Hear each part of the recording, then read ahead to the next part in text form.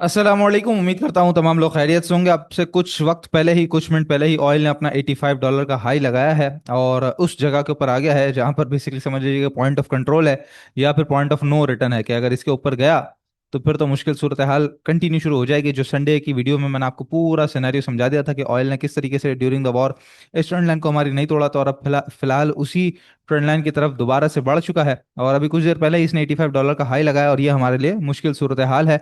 $85 से ऊपर निकल जाना पूरी मुल्क की मईशत के लिए बहुत ज़्यादा खराबी पैदा कर सकता है। और हमने देखा भी है पिछली दफ़ा जब जिस तरीके से ऑयल बढ़ा था तो जितना महंगा पेट्रोल हो गया था, भले वक्ती तौर पे ही सही, लेकिन जो हालात हाजरा है वो बिल्कुल चेंज हो गया था। बिल्कुल 360 डिग्री जो है पैराडाइम शिफ्ट हो गया था और उसकी वजह से हम इंशाल्लाह ताला अभी जो रिजल्ट्स आने वाले हैं उसके अंदर कुछ ना कुछ ऊंच नीच देखेंगे भी कंपनीज की अर्निंग्स के अंदर। तो बहरहाल ये है सूरत हाल। और 85 से $87 यही मैंने आपको जोन बताया हुआ है, क्योंकि जोन बेसिकली आप देख लीजिए कि एक चैनल भी बन रहा है, ठीक है, एक चैनल भी बन रहा है। अगर इसका भी बिल्कुल टॉप देखे तो करीबन $87 के करीब करीब बनता है। और ये जो ट्रेंड लाइन अभी फिलहाल अगर टकराता है तो $86, तो $85 से $87, $84 से $87 ये बड़ा मुश्किल जोन है और बड़ा अहम जोन है। इसके दरमियान अगर ट्रेड करता रहेगा ऑयल तो हमारी मार्केट बहुत ज्यादा कोई फ्लरिश नहीं कर सकती। मार्केट रुकी रहेगी, फंसी रहेगी, अपने लेवल्स को मेंटेन करेगी, कहीं ना कहीं बेस बनाएगी, सपोर्ट बनाएगी। और वही सूरत हाल आज भी हमें नजर आई है कि जहां पर मार्केट सिर्फ और सिर्फ 205 पॉइंट प्लस हेड पे बंद हुई। अच्छा, कल 124 पॉइंट प्लस हुई थी तो मैं आपको बेहतर बता रहा था। आज 205 पॉइंट प्लस बंद हुई तो सिर्फ बेहतर है। उसकी वजह यह है कि आज मार्केट इंट्राडे में खुली काफी ज्यादा ऊपर, उसके बाद 2400 पॉइंट जो है वो प्लस हेड पे हुए थे और फिर 134 पॉइंट रह गया था और फिर मार्केट ने 205 पॉइंट प्लस हेड पे अपनी क्लोजिंग दे दी। कि जहां पर अगर सेक्टर वाइज बात करें तो कमर्शियल बैंक्स के ही 182 पॉइंट्स है, बाकी इन्वेस्टमेंट बैंक्स, पावर जनरेशन और फिर सीमेंट। रिफाइनरी सेक्टर जो कल प्लस साइड पे था आज वो नेगेटिव साइड पे ट्रेड करता रहा। इत्तेफाकन कल की वीडियो में ही मैं आपको बता रहा था buy on rumour sell on news. और खासतौर पर आज सुबह तो मार्केट खुलते साथ ही हमने अपने व्हाट्सएप ग्रुप पे भी बता दिया था कि रिफाइनरी के अंदर खासतौर पर जितनी तीनों रिफाइनरी ज्यादा बढ़ गई हैं, पीआरएल, एनआरएल और सिनर्जी, उनके अंदर तो एटलीस्ट 50% प्रॉफिट टेकिंग लाजमी करनी चाहिए। अलहमदुल्ला बिल्कुल परफेक्ट मैसेज भेजा और बिल्कुल परफेक्ट जो है स्टडी हमारी बैठी है जहां पर प्रॉफिट टेकिंग की, तो उसके बाद बाइंग और डिप का मौका मिला। इसके अलावा अगर बात की जाए टॉप वॉल्यूम लीडर्स की तो उसमें synergy, PRL of course volume leaders रहे हैं क्योंकि इस रिफाइनरीज में अच्छा खासा काम हुआ है। इसके अलावा के इलेक्ट्रिक भी काफी अच्छा चला है, बहुत अच्छे तगड़े सपोर्ट के ऊपर मौजूद है के इलेक्ट्रिक। मैपल लीफ हो गया, यूनिटी फूड्स है, लॉटे केमिकल है, डीसीएल है, एसजीसी है, पाक इलेक्ट्रॉन है, एसजीपीएल है, एफसीसीएल है, पीआईबीटीएल है, जीजीएल है, वसल है, टट्टा सीमेंट है, एसएलएम है, डीएफएसएम है, एनआरएल है, डीजी खान है, जीसीआईएल है, ओजीडीसी है। अभी ओजीडीसी पे आके जो मैं रुका हूँ और उससे पहले की जितनी लंबी लिस्ट है इसके अंदर एनआरएल को अगर आप छोड़ दें या मैपल लीफ को निकाल दें तो ज्यादातर आपको कम क्वांटिटी वाले, कम कीमत वाले स्टॉक्स नजर आ रहे हैं, छोटी क्वांटिटी वाले स्टॉक्स नजर आ रहे हैं, साइड बोर्ड के स्टॉक्स जिन्हें कहा जाता है, पेनी स्टॉक्स जिन्हें कहा जाता है, जिन्हें थर्ड टीयर कहा जाता है, ये अब दोबारा से थोड़ा बहुत चलना शुरू हुए हैं, इनके अंदर वॉल्यूम्स बनना शुरू हुए हैं। तो जब भी हमने हमेशा देखा है कि मार्केट कभी रुकती है, फंसती है या बहुत ज्यादा टॉप के ऊपर होती है तो इनके अंदर जब भी मोमेंटम बनता है तो इसका मतलब है कि मार्केट में अब थोड़ा सा रिदम रुक सच गया है, खासतौर पे जो इंस्टीट्यूशनल मनी है, क्योंकि वो कभी भी इन स्टॉक्स के अंदर बहुत ज्यादा नहीं जाता। हाँ, इक्का दुक्का स्टॉक्स कभी जीसीआई वगैरह हम देखते हैं कि भाई इंस्टीट्यूशन ने लिया है, म्यूचुअल फंड की लिस्ट के अंदर मौजूद है, वो एक आध दो स्टॉक्स होते हैं कि इलेक्ट्रिक वगैरह, लेकिन मेजोरिटी जितने सारे स्टॉक्स बताए वो उनके अंदर पैसा नहीं जाता, ना वसल के अंदर ना डीसीएल के अंदर, इस तरह के स्टॉक्स के अंदर नहीं जाता। तो अब उनके अंदर किन का पैसा जाता है? उनके अंदर जाता है आम रिटेलर्स का, पब्लिक का। तो इस वक्त जो मार्केट के अंदर सही मानों में एक्टिव है वो सिर्फ और सिर्फ इंडिविजुअल्स एक्टिव है। जो गोरे की बाइंग हम बता रहे हैं कंटिन्यूसली कि भाई गोरे की बाइंग है, गोरे की बाइंग है, वो बड़ी सिलेक्टेड बाइंग करके अपना जो शेयर है अपनी कीमत पे लेके वो बिल्कुल चुपचाप बैठ जाते हैं। और उसी तरीके से जब उन्हें सेल करना होता है वो चुपचाप सेल कर रहे होते हैं। वो डे टू डे एक्टिविटी से बहुत ज्यादा उनको कोई गर्ज होता नहीं है, वो बड़ी पिक्चर पे ज्यादा फोकस कर रहे होते हैं। तो इसीलिए जो संडे को भी मैं आपको बता रहा था कि इस वक्त सारी चीजें ऑयल पे डिपेंड करती हैं और मार्केट के अगले क्या लेवल्स होते हैं। आप लोगों ने देखा अल्हम्दुलिल्लाह आज के दिन भी मार्केट ने अपने वही 178,000 के लेवल को किस तरीके से ऑनर किया और किस तरीके से रिस्पेक्ट किया। जो कल की वीडियो में मैं आपको बता रहा था कि आज जो बाइंग और डिप की है, अगर कल मार्केट ऊपर की तरफ खुले तो आपने प्रॉफिट टेकिंग की तरफ जाना है। तो होपफुली आप लोगों ने प्रॉफिट टेकिंग की होगी, नहीं की तो फिर आप देख लीजिए कि गलती कितनी बड़ी जो है वो सजा बन के निकलती है। क्योंकि स्टॉक मार्केट बेसिकली गलती की माफी नहीं देती कि आप मार्केट से हाथ जोड़ के माफी मांग ले, कान पकड़ के माफी मांग ले और मार्केट बोले ठीक है चलो कोई बात नहीं आपसे गलती हो गई। मार्केट बोलेगी गलती हुई है तो सजा भुगतो, यह है मार्केट का उसूल।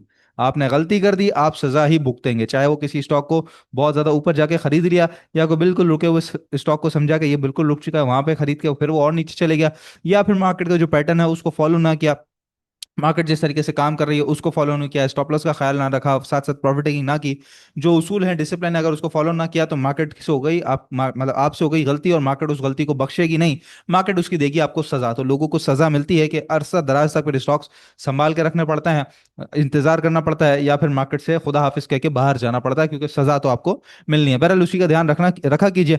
इस वक्त जो मार्केट की सूरत हाल है अगर उसको डिस्कस कर लिया जाए फिर इंशाल्लाह पीपीपी में आपको दिखाता हूँ जो मैं आपसे कह रहा हूँ कि इंडिविजुअल ज्यादा एक्टिव है और ये हमें जो जो रेट जो स्टॉक्स की लिस्ट है वो ज़्यादातर यही बता रही है, क्योंकि ये ज़्यादातर स्टॉक जो है वो इसके अंदर इंडिविजुअल्स वाले भी होते हैं, ठीक है। ज्यादातर लोग इसके अंदर एक्टिव होते हैं। मार्केट की जहां तक सूरत हाल की बात है तो देखें, एक ट्रेंड लाइन जिसके ऊपर मार्केट ने सपोर्ट पहले भी लिया था, और अभी कुछ दिन पहले जो पिछले हफ्ते मार्केट बॉटम लगाई थी यहीं पे सपोर्ट लिया था, उसके बाद ऊपर गई। और अभी जो मार्केट ने पिछले दिनों जो लो लगाया था यहीं पे सपोर्ट लेके फिर मार्केट ऊपर की तरफ आ जाए, और सेम सिचुएशन आप देख सकते हैं कि ये ऑलमोस्ट आप समझ लीजिए कि एक टॉप, दूसरा टॉप और तीसरा टॉप भी आज यहाँ पे लग चुका है मार्केट का। और अब परफेक्ट किस्म का मैं कहूंगा कि एक साइडवेज का बैंड, मार्केट का साइडवेज का जोन क्रिएट हो चुका है, जहाँ पे जो बॉटम है वो आप समझ लीजिए 173,500 300 या 174,000 का है, और ऊपर की तरफ 178,200 300। तो ये करीबन करीबन आप समझ लीजिए कि 4 से 5 हज़ार पॉइंट, 4,500 पॉइंट का एक परफेक्ट किस्म का बैंड बन चुका है।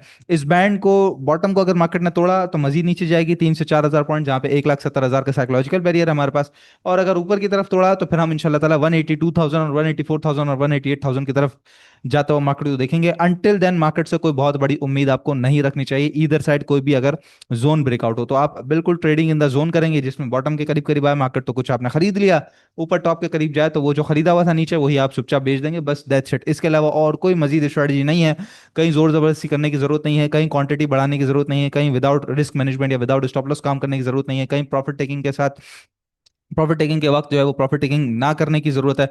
मतलब सीधा सीधा स्ट्रक्चर मार्केट ने आपको बयान कर दिया है, डिफाइन कर दिया है कि जब तक ऑयल अपनी जो ट्रू पिक्चर है वो हमारे सामने नहीं रखता, मार्केट ने साइडवेज का बैंड पकड़ लिया है, जो कि पिछले हफ्ते से मार्केट ने पकड़ा हुआ है। तो इसके दौरान ही आप ट्रेडिंग इन द जोन कर सकते हैं, और इसी के दौरान ट्रेडिंग इन द जोन ही करेंगे, ठीक है। जहां तक बात रही फीपीलीपी की, तो आज की अगर पोजीशन आप देख रहे हैं तो जो फॉरेन कॉर्पोरेट्स है वो आज भी $3.79 मिलियन का बायर है, लेकिन इसमें आपके सामने है कि $3.99 मिलियन, ऑलमोस्ट $4 मिलियन का तो अदर्स में बाइंग है। बाकी हम अगर बाइंग देख लें तो बाइंग हमें बाकी जो इसके अलावा ईएनपी के अंदर थोड़ी सी नजर आती है, और कुछ जो बैंक्स के अंदर हमें थोड़ी थोड़ी नजर आती है, लेकिन मेजॉरिटी बाइंग हमें अदर्स के अंदर ही नजर आ रही है, ठीक है। तो एक पर्टिकुलर जगह के ऊपर ही वो अपना पैसा लगा रहा है जो फॉरनर है।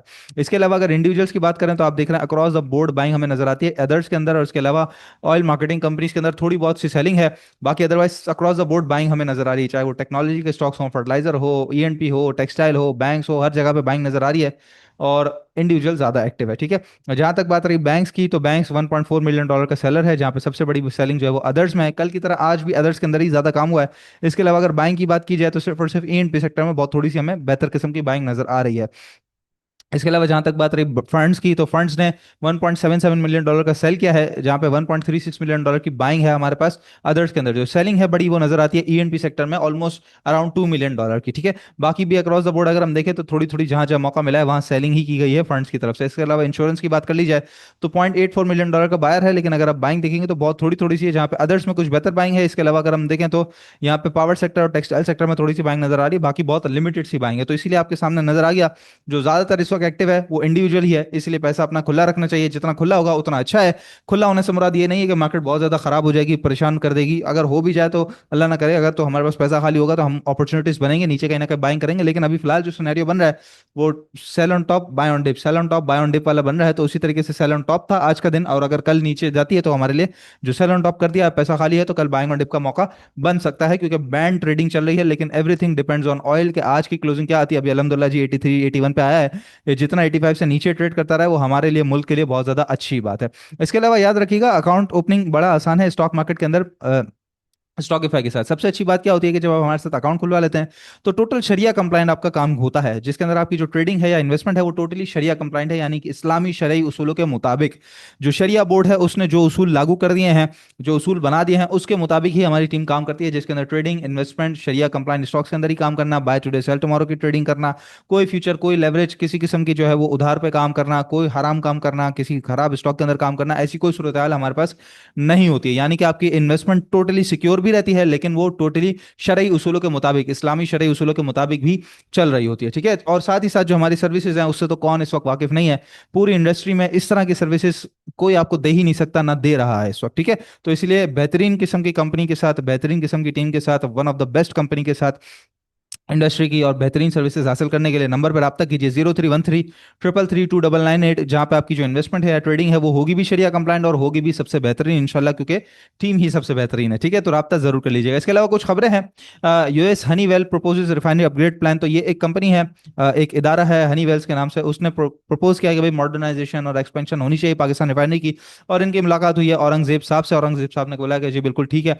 तो ये अब आप बात देख ले कि ये कंफर्मेशन की तरफ जा रही है, जो मैं आपको बता रहा था ना buy on rumour sell on news. तो पहले रूमर डेवलपमेंट ये सब चीजें चल रही थी ना। अगर आप यूएस की कंपनी कह रही है कि भाई आप प्रपोज कर रहे हैं कि भाई रिफाइनरी अपग्रेड प्लान की तरफ जाना चाहिए, और जा भी रहे हो आप, तो उसके अंदर क्या क्या चीजें बेहतर हो सकती हैं, और फाइनेंस मिनिस्टर साहब कह रहे हैं कि हाँ ठीक है, हो भी जाएगा ये सब चीजें, तो इसका मतलब आप कंफर्मेशन की तरफ जा चुके। आज नहीं तो कल, नहीं तो 2 हफ्ते बाद, नहीं तो 2 महीने बाद रिफाइनरी पॉलिसी साइन होकर आपके सामने खड़ी होगी, आप पढ़ रहे होंगे उसके भाई लागू हो चुका। ठीक है, तो ये ही होती है development. Buy on rumour sell on news. Rumour चल रही थी, अब न्यूज आ गई तो चुपचाप सेल करें। ऑलरेडी 50-50%, 37-37, 40-40% रिफाइनरी के stocks within no time बढ़ गए हैं, चुटकियों के अंदर बढ़ गए हैं। तो आपने प्रॉफिट टेकिंग क्यों नहीं करनी भाई? ऐसी क्या चीज है जो आपको प्रॉफिट टेकिंग करने से रोकती है? बहरहाल इंटरलूप की अर्निंग्स जो है वो एक टर्न अराउंड जो एक साइन है वो शो करने जा रही है, क्योंकि कैपेसिटी एक्सपेंशन की तरफ कंपनी बढ़ चुकी है। अपने काफी सारे जो सेगमेंट्स है जिसके अंदर अपैरल्स आ जाता है, डेनिम आ जाता है, होजरी आ जाता है, इन तमाम सेगमेंट्स को कंपनी ने एक्सपेंड भी कर दिया है। साथ जो जेएस ग्लोबल की रिपोर्ट है उसके अंदर कंपनी का जो टारगेट प्राइस है वो करीबन ₹137 का टारगेट प्राइस इन्होंने दिया है, तो ये भी अचीवेबल लगता है। और ऑफ कोर्स ये बात, सबसे बड़ी चीज तो इसके अंदर मौजूद जो है वो ये है कि जो सुपर टैक्स है वो खत्म कर दिया गया है उन कंपनीज के ऊपर जिनके अंदर ये भी आती है। ठीक है, तो उसको बहुत बहुत बड़ा बेनिफिट मौजूद है आईएलपी के अंदर। इसके अलावा आईपीओ एक और आ रहा है जी। फिस्कल ईयर 2027 की शुरुआत तो हो चुकी है और अब नया आईपीओ आने वाला है तस्दीक के नाम से।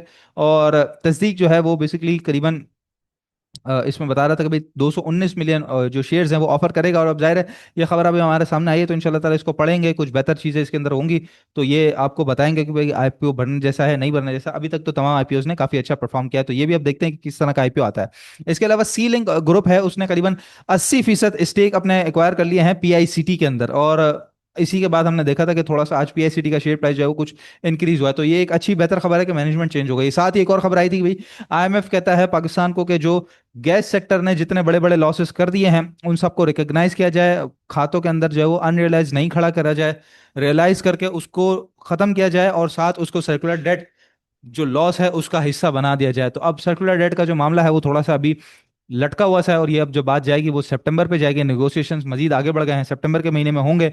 लेकिन जब तक पाकिस्तान को ये कहा गया है कि भाई जो गैस कंपनीज है उनके लॉसेस को बुक कर लिया जाए, तो अब देखते हैं जी गैस कंपनीज इसको लेकर किस तरीके से परफॉर्म करती है। बाकी इस मंडे को इंशाल्लाह ताला इंटरेस्ट रेट्स की अनाउंसमेंट है, और इसमें टॉप लाइन सिक्योरिटीज की तरफ से जो सर्वे किया गया है उसमें ये बताते हैं कि भाई 11.50% पे जो है वो इंटरेस्ट रेट हमारा अनचेंज रह सकता है। लेट्स सी, होपफुली अल्लाह करे ऐसा ही हो सूरत हाल। ऑयल अगर बहुत ज्यादा ना बढ़ा और वीकली क्लोजिंग इंशाल्लाह ताला नीचे आई है, जिस तरीके से $81 पे $80 पे थी वहीं पे सस्टेन्ड आई, तो इंशाल्लाह इंशाल्लाह जो हमारे इंटरेस्ट रेट्स हैं वो मैनेज्ड ही रहेंगे, क्योंकि एक्सटर्नल प्रेशर है, इंटरनली कोई भी चीज ऐसी खराब नहीं है। इसके अलावा पीएसओ एक्सक्लूसिव इंपोर्टर बन चुका है डीजल का। अब ये मोनोपोली क्रिएट कर देगा पीएसओ के लिए पूरी मार्केट के अंदर, क्योंकि जो बाकी प्राइवेट कंपनीज हैं, बाकी प्राइवेट इदारे हैं, वो अब यहाँ पे डीजल इंपोर्ट नहीं कर सकेंगे, सिर्फ और सिर्फ पीएसओ ही करेगा। तो अब इसकी अच्छी खासी मोनोपोली हो जाएगी। लेकिन जाहिर है ओगरा के अंदर ही सारी चीजें रहकर कर सकता है, बट एक कंपनी जिसको टोटल कंट्रोल दे दिया गया हो, ऑफ कोर्स आप समझते हैं कि वो कितनी बड़ी मोनोपोली क्रिएट कर सकती है। इसके अलावा कुछ स्टॉक्स की तरफ आ जाए तो आज एक ही गिन चुन के एफसीपीएल नजर आया है, जो कि बेहतर पोजीशन के अंदर नजर आ रहा है, जिसके अंदर अगर सिचुएशन देखें तो वॉल्यूम्स ऊपर जाने के बाद बिल्कुल ड्राई हो गए हैं। इसको कहते हैं कंसोलिडेशन का पीरियड। ठीक है, थोड़ी सी एक बहुत छोटी सी आरएसआई के अंदर एक मुझे डाइवर्जेंस भी नजर आई है, बुलिश डाइवर्जेंस, लेकिन अगर वो कल थोड़ी सी बेहतर हो जाती है तो इंशाल्लाह बेहतर तरीके से आपको बता सकेंगे। फिलहाल के लिए जो सिचुएशन है तो ये इसके जो बॉटम थे यहाँ पे 2024 के दरमियान, तो ये बिल्कुल बॉटम के करीब करीब से जो चैनल बन रहा था, जो इसका स्ट्रक्चर बन रहा है उसके बिल्कुल बॉटम पे, और हमने देखा है कि 2-3 दफा यहाँ से पलट भी चुका है। पहले भी आप देखें यहाँ पे रेजिस्ट कर रहा था, इसी को ब्रेकआउट दिया तो सीधा ऊपर ये इसने अपना 117-18 का हाई लगाया था, उसके बाद वापस नीचे आया, यहाँ पे बाउंस किया, फिर ऊपर गया, फिर बाउंस किया, और आज फिर ऊपर गया। तो अब जो स्ट्रिक्ट स्टॉप लॉस होगा आपका वो बड़ा छोटा सा है कि 99 रुपए से नीचे नीचे का स्ट्रिक्ट स्टॉप लॉस होगा। ₹104 से लेके ₹100 तक आपकी बाइंग है, ₹4 का आपका बाइंग जोन है। जो टारगेट एरिया है इसके अंदर, वो पहला टारगेट एरिया सीधा सीधा 111-112 रुपए का है, उसके बाद मजीद आगे बढ़ेंगे तो ₹116 का, फिर ₹118 का, और अगर चैनल टॉप की बात करें तो करीबन करीबन ये ₹120 तक भी चैनल टॉप एफसीपीएल का बनता है। तो इसके अंदर एक बेहतर पोजीशन नजर आ रही है, जहां पे एक अच्छा जो है वो इसका एक्यूमुलेशन का जोन है 3-4 रुपए का, और बहुत छोटा सा स्टॉप लॉस है उसके मुताबिक करीबन, अगर सही मायनों में अगर आप लगाएं तो 2:1:10 का रेशियो आपका बन रहा है कि ₹2 का लॉस है तो ₹20 का आपको नफा सामने ऊपर की तरफ मिल रहा है।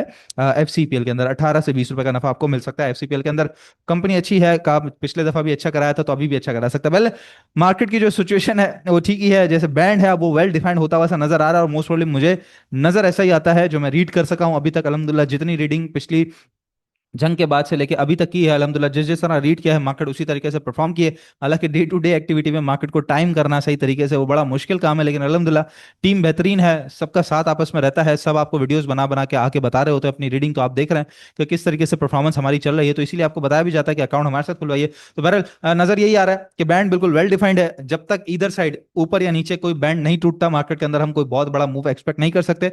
With in the range market चल सकती है, जो कि हमारे लिए बेहतर ही है, कोई ज्यादा खराबी वाली बात ना हो, यही अच्छा है। बैंड में चलती रहे वो भी चलो ठीक है, हम सहन कर लेंगे, लेकिन अगर खराबी हो गई तो मुश्किल हो जाएगा। ऊपर की तरफ थोड़े तो ऑफकोर्स अच्छा ही है, हमारे लिए ट्रेडिंग का बड़ा बड़ा अच्छा मौका मिलेगा, लेकिन कोई ऐसी सूरत हाल परेशानी वाली नजर नहीं आती। ये हफ्ता वैसे ही मैंने आपको बता चुका हूँ कि डिसाइसिव हफ्ता है, तो पहले से ही आपका ऑलरेडी जब माइंड बनाया हुआ है तो फिर डरना घबराना क्यों, जब आपको पता ही ना हो एक चीज और उसके बाद फिर आप देखें कि भाई ये हो रहा है, तो फिर आदमी डरता भी है कि यार ये क्यों हो रहा है। लेकिन आपको ऑलरेडी जब एक जगह से बता दिया गया है, स्टॉकिफाई की तरफ से बता दिया गया है, स्टॉकिफाई के प्लेटफॉर्म से ये बात आ गई है कि भाई ये हफ्ता पूरा डिसाइसिव हफ्ता है, इस हफ्ते ही फैसला होना है, मार्केट का भी, मुल्क का भी, मईशत का भी, जंग का भी, ऑयल का भी, हर चीज का फैसला इसी हफ्ते होना है। तो पहले से अपना जहन बना के बैठिए, अपनी पोजीशंस को कम रखिए, कैश की पोजीशंस को ज्यादा रखिए, मार्केट मौका देगी तो बाइंग ऑन स्ट्रेंथ करके सेल ऑन स्ट्रेंथ भी कर देंगे।